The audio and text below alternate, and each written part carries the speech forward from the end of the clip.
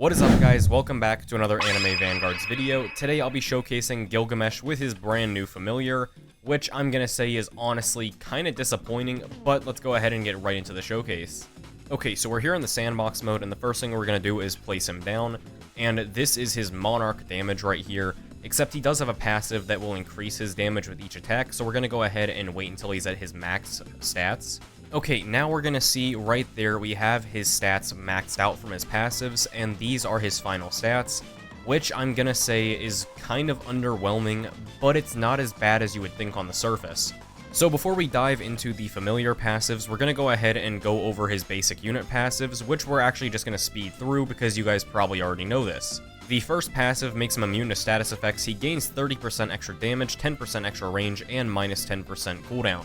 He will lose 6% of his damage for each unit in range that is not Saber or Ishtar. His second passive will make it so every time he attacks, he will gain 1% extra damage and range up to 35%, and then he will also ignore 50% of enemy damage reduction. The third and final passive gives him the Unbound element and the ability Enuma Elish, which does make him an Unbound and Holy hybrid unit right here.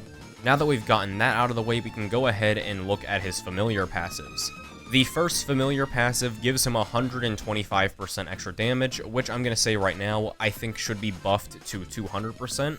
Just in my opinion, I feel like 125% is very underwhelming. The second familiar passive makes it so if he attacks a non-boss enemy, he inflicts slow for 30% for 20 seconds, and if he attacks a boss enemy, he will inflict stun for 2 seconds.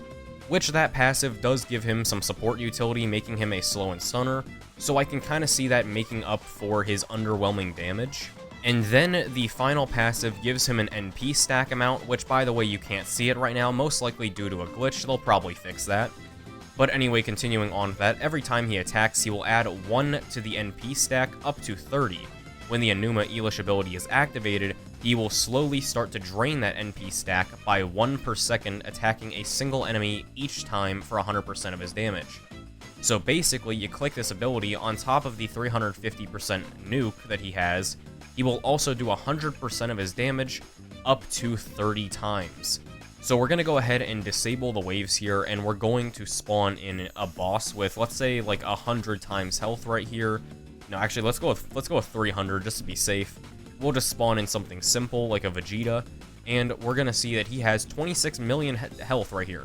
Now, if we use the ability, we should see him drain his HP because he's going to constantly do this damage, that damage right there every second, or at least he should, unless it's glitched.